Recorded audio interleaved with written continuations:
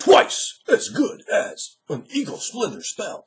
It is I, your main man, Underwood, return to you to speak about combat aftermath. Something that is so horribly done. One of the things that most game masters get an F- on is combat aftermath. Well, we just search the body. Trash! And I'm going to tell you why. Engage everything. What's going on? What's the collateral damage? What's the structural damage to the environment? Are trees knocked down? Have the horses run off? Has the guy you killed 5 rounds ago pissed himself? We engage these things. I do, all the time. What do his entrails actually look like as they're scattered over the place? Are they perforated? Does it smell like shit already? It will soon enough. Oh, and you're going back to sleep with 9 dead bodies around you. I know when I go to sleep, I like to have 9 dead bodies around me. But the rest of you probably don't. So, think about what actually happened. No one is going to just go right back to sleep at a campfire. Oh, we made a campfire already. So let's go back to sleep with the 19 dead manticores laying around us and a Minotaur shaman over there with one of his horns cut off. There's blood everywhere. The place smells like shit. And if it didn't, before you search the body, and is going to later on. You know, think about it in the, heard about one of the other videos. It may either have already been posted or not yet posted yet. But you'll hear about it. You will hear about it. Think about throwing someone through a window. Think about the glass that's coming in, that's going out, that's still hanging there. How that's affected with a room. You know, what's happening there? How's it look? How's the wind coming in? How are we going to continue to use that? How are we going to explain it? We're going to add those elements in, even if only slightly, to the backdrop, to the background of the tapestry of the game as it is being explored and explained. Bring those elements in for that role playing. And often combat can lead to hyper role playing right after. Man, everyone's chomping a bit. Now we want to talk. Now we want to talk. Oh, sure, I did this. We did that. Oh, yeah. And I'm talking about talking in character, not out of character trash. In character, they're engaging as people would in a real situation. You know, you just got attacked by 19 manticores and a Minotaur shaman with 1 horn missing. You want to talk about that shit? I'm like, well, let's go back to sleep now. One of the worst things I see players do. Players get attacked around campfires a lot. And well, they should. You got a giant campfire blazing there, monsters, it's night. Yeah, it makes sense to attack you. Sure, they realize you're probably asleep too. Sounds like a good time to get a jump on your ass. So, when players simply just stay there, it's often just a big problem. It's a big problem because they're not actively engaged. They're not really getting into the fact that there's blood all over the place. There's blood all over them. When you just killed a bunch of people with your +3 longsword, there's blood, man. There's lots of it. There's perforated intestines and there's slit throats. All these things are happening. You're having this engagement, And there's other things to be thought about. What about a town guard, a constable, a militia, the police, depending on what sort of game you're playing. All these things should be brought into account, It doesn't kill the game faster or often. The player's doing something ridiculous.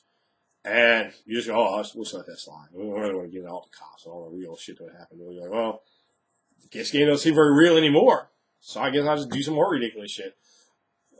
You got to bring it in. I'm not saying maybe you could carry a back door and let them slide out or whatever. If you don't want to deal with that, you don't want to deal with it. But the threat of reality should always be there. The downside to those actions should be there. You might let them slip out on it. You might not want to deal with it. But at least give them the pretense, the appearance that such will come to fruition, such will follow through. And it'll engage them. It'll help keep them there. You have to always help the players to suspend their disbelief, to engage the entity of imagination that you're attempting to create. Because when you falter in doing that, they're going. Remember, you are the director. You're putting them in character. You're getting them there. You're giving them their motivations. You're keeping them in character. You are the pilot of the crazy train of imagination. So make sure that they're thriving and jiving. And when you describe and smell, No, I'm not doing cocaine. Okay, baby. Okay. What I'm doing is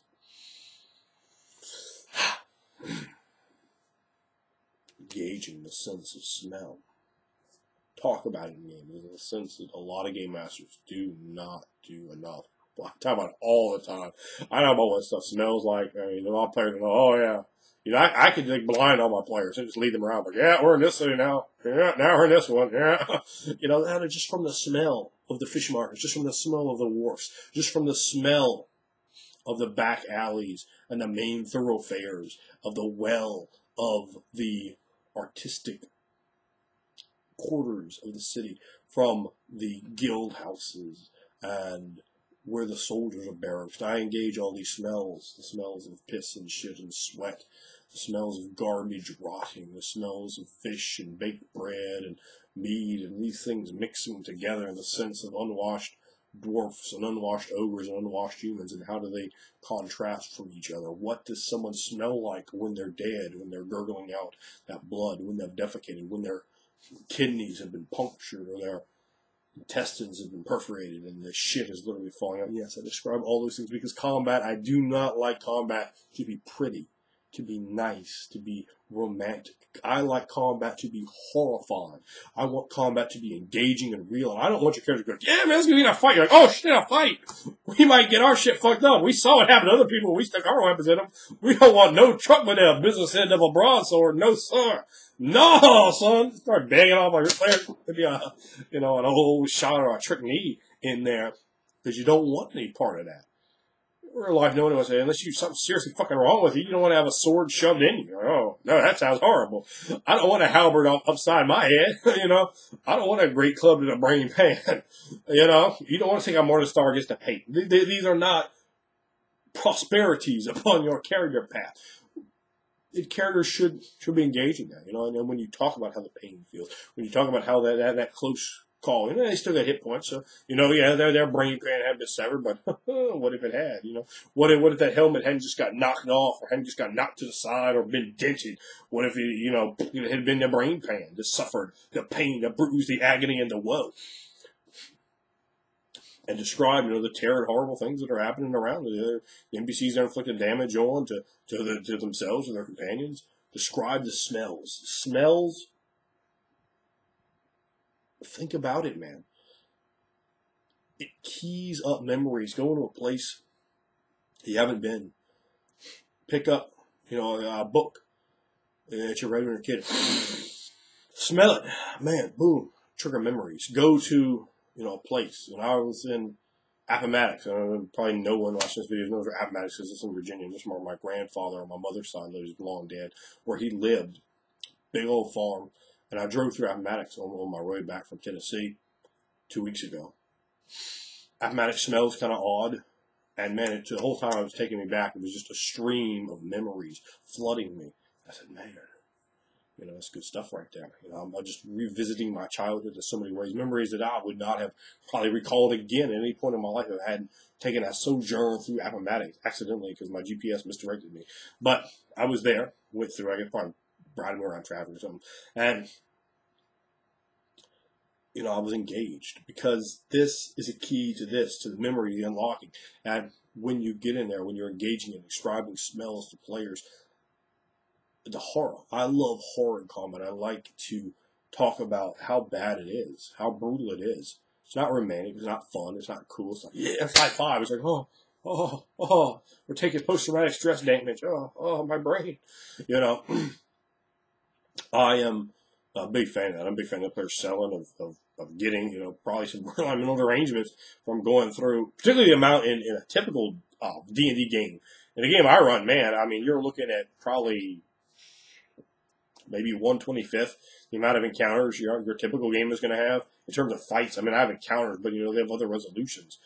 So actual fights, and I'm still kind of leaning post-traumatic stress on my characters.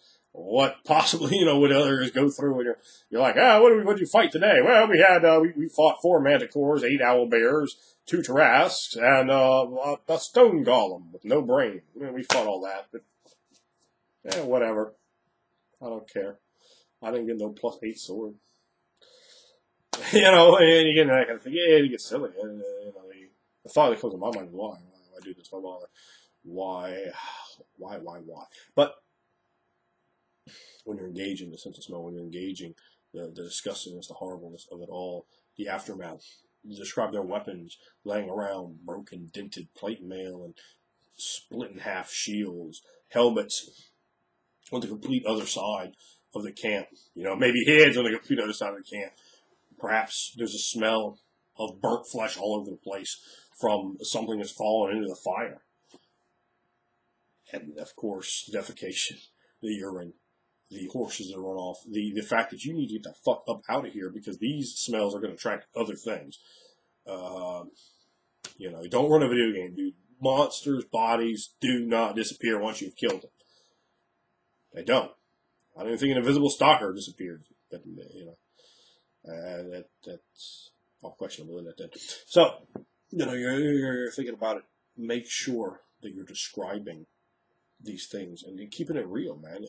Describe the aftermath in combat because you've got a whole other scene there. See, there's the people that give this kind of linear thought mind. Oh, the scene is combat, the scene is town, combat, town, combat, town, combat, town, combat, town, combat, combat, combat, town, town, combat, town, town. You know, so you get that kind of, and that's very basic, man. That's like, you know, the first two notes you learn to play, you know, you're like, look at me, I can play the guitar. You're like, no, you can't. So, don't do that. I'm trying to give that ass more notes to play. Trying to explain, you know, right there alone. Boom, that's another scene. Would that be a scene? We've already had any kind of because you are engaging. You're forcing role play. Now, other players are going to try it. Even if you're not good at describing a horror combat, all of a sudden, like you could describe. It's not that hard to talk about. Well, there's some dead bodies here, and then describe. Okay, he's had his, you know, he's had his stomach cut open. He's had his throat slashed. His kidneys or bladder, you can see it everywhere. It's just been exploded because you stuck a sword through his gouye. And what the fuck do you think was going to happen? You know, anyone can say, well, it smells like shit, man. And they kind of give some more salt to it. Kind of give a little more oregano. Explain a bit more. Try, stretch, reach. And you might find the players reaching right along with you. And going, ooh. So it's not like, oh, I just get some coins and no. That's fucking nasty, dude. How many people want to start sticking their hands in the pants around the pants area? Someone that's currently pissing themselves. Like, oh, he's pissing and shitting on himself. Oh, let's see what he has in his wallet. No, you're like, oh, that's nasty, dude. Oh, that's not jack for me. I was finna take them leather breeches. I was finna have your leather armor, but not now. Oh, no, I'm not. I mean, who is going to take that +2 leather armor of shit stains? Maybe Henry will, but the rest of us, I think not. Put those details in there, like, ooh, I don't know about that. Like, oh yeah, he had nice plate mail, but you put your axe through it, didn't you? What did you think happened? Not much in the breast area there anymore. Big gaping wound to that armor. You might be able to get it fixed, but that's going to take a while. There's some gold booty on it. So right there, boom. You know, you've engaged or described what's happening. What do we see? What do we have? Never, ever, God, please don't do this. If the one thing you ever take from me in terms of combat, do not have the monsters just disappear afterwards, you know. I mean, please don't leave me a comment. Well, what if they're actually summoned? I'll tell my shit like that. Talking about just a bunch of, like, bugbears just attack you because they're scared to go steal their treasure. As all bugbears ought to be. And you are there. You know, you're just not in a position, you know, to describe that, to think about it, to carry it forward. You know, a lot of times players are like, kill the monsters, loot the monsters disappear. We go right back to campfire. Or, you know, there's no other mention of it. There's no bringing it back. You know, you can even bring it back like this. Be like, have them, like, kill the monsters and shit, and they move on down. And during the morning, you know, people are galloping past, and they're like, oh, what's going on? They're like, oh, there's like 8 bugbears over there that had their throats slashed. Oh, we don't know what's going on. And, you know, boom, boom, boom. You know, they leave it on the players. They don't have to be like, oh, we know you did this. You know, they don't have to. So it can provide some real interest there when you use the encounter remnants as another encounter, as another engage, as another vehicle for storytelling, for role playing. If you don't do it, try it. Stretch. Use your creativity. You might just find it's a lot of fun.